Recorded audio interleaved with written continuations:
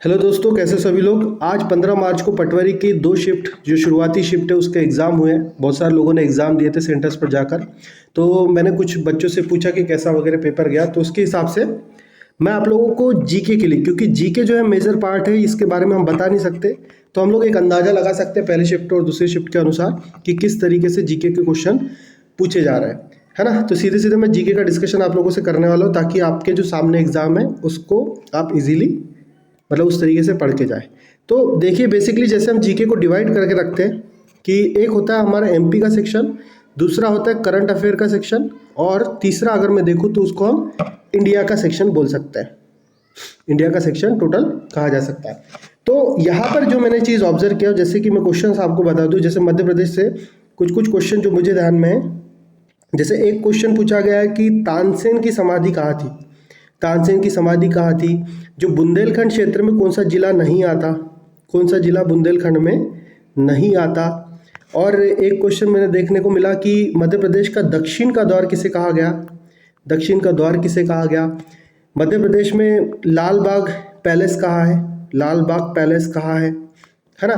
तो और भी बहुत सारे क्वेश्चन पूछे गए होंगे, पर जितना जिन लोगों ने पेपर दिया उनके माइंड में जितना था उसके हिसाब से मैं आप लोगों को बताने की कोशिश कर रहा हूँ। जैसे एक और थी जो रिसेंट से रिलेटेड है कि चिन्नौर का राइस, चिन्नौर राइस जो है वो किस जिले से संबंधित है, मतलब वो जीआई टैग वाला क्वेश्चन हो गया, है ना। और अगर मध्य प्रदेश की बात करें तो इसमें एक क्वेश्चन था कि जो शंकर दयाल शर्मा थे, शंकर दयाल शर्मा हमारे यहाँ से जो राष्ट्रपति थे, वो उनका जो जन्म है वो किस जिले से हुआ था। तो ये सारे क्वेश्चन यहाँ पर एमपी से रिलेटेड थे, और भी क्वेश्चन होंगे, ठीक है। इसके अलावा जो मैंने देखा कि इंडिया लेवल पर क्वेश्चन जो थे कि जैसे लाहौर अधिवेशन, जो इंडियन हिस्ट्री में आधुनिक भारत का जो पार्ट है उसमें लाहौर अधिवेशन कब हुआ था, ठीक है। एक क्वेश्चन दांडी मार्च का था कि दांडी मार्च कब आरंभ किया गया था।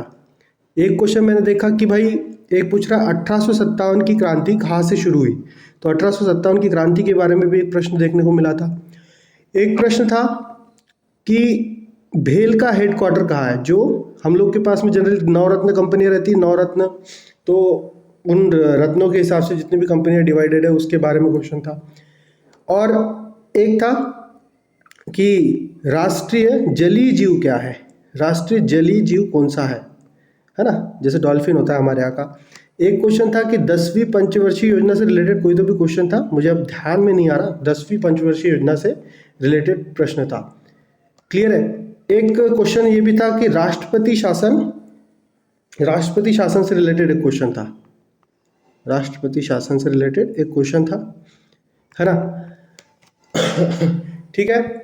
और एक चीज़ जो एक बीमारी से संबंधित क्वेश्चन था, एक बीमारी से संबंधित क्वेश्चन था, तो वो मुझे ध्यान में आ रहा है।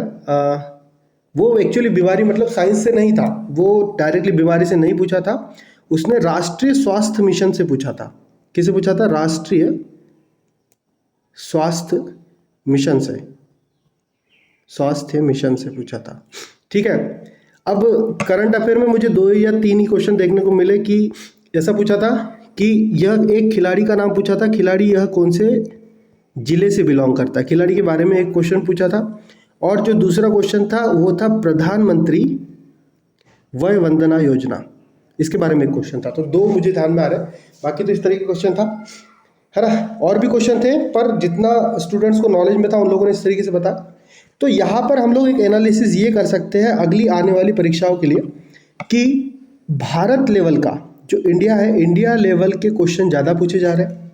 उसमें भी अगर आप देखोगे तो यहाँ पर ये दिख जाता है हमें आधुनिक इतिहास का, आधुनिक भारत का इतिहास, ये भी हमें आधुनिक भारत के इतिहास का दिख जाता है। तीसरा जो क्वेश्चन है 1857, ये भी आधुनिक भारत का क्वेश्चन दिख जाता है, ठीक है। तो अगर आप इतिहास पढ़ते हैं तो एक बार लूसेंट पढ़ लीजिए, एक बार लूसेंट से क्वेश्चंस पढ़ लीजिए, आधुनिक भारत के, मध्यकालीन भारत के भी पढ़ लेना, ठीक है। इसके अलावा ये जैसे नवरत्न कंपनी और भी मध्य एमपीपीएससी के जो छोटे छोटे टॉपिक्स है उससे रिलेटेड चीज़ें जरूर पढ़ के चाहिए। यहाँ पर देखिए एक है राष्ट्रीय स्वास्थ्य वाला, तो ये तो रैंडम क्वेश्चन है, इसके बारे में कुछ बता नहीं सकता। तो इंडिया लेवल पे ज़्यादा टारगेट करना, जितने ज़्यादा क्वेश्चन आप लोग पढ़ सकते हैं उसको पढ़िएगा।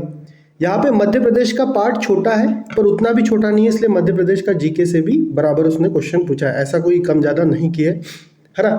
और करंट अफेयर से देखिए 2 या 3 ही क्वेश्चन आएंगे, तो ज़्यादा करंट अफेयर पढ़ने का मुझे नहीं लगता कि ज़्यादा फायदा होने वाला है। बस करंट अफेयर में आप लोग कुछ व्यक्ति विशेष अगर हाईलाइटेड रहे हो तो उसको जरूर जरूर पढ़ के जाइएगा, ठीक है। तो यहाँ पे मैंने बहुत सारे लोगों से जब स्कोर पूछा तो स्कोर नियर अराउंड मैक्सिमम लोग 100 से ऊपर है, तो 120 115 ऐसा ऐसा कुछ किसी किसी का स्कोर, और मैक्सिमम मैंने जो देखा 144 अभी तक मेरे कांटेक्ट में उसका स्कोर गया है। तो ज़्यादा टेंशन की बात नहीं, आप लोग इसके नियर अराउंड हो तो नॉर्मलाइजेशन में सारी चीज़ सेम हो जाएगी, ठीक है। तो बने रहिए वीडियो में, अभी मैं और भी जो सब्जेक्ट है उसके बारे में भी डालूंगा, शिफ्ट का एनालिसिस, तो देखते रहिए और चैनल को सब्सक्राइब कर दीजिए, thank you so much for watching this video.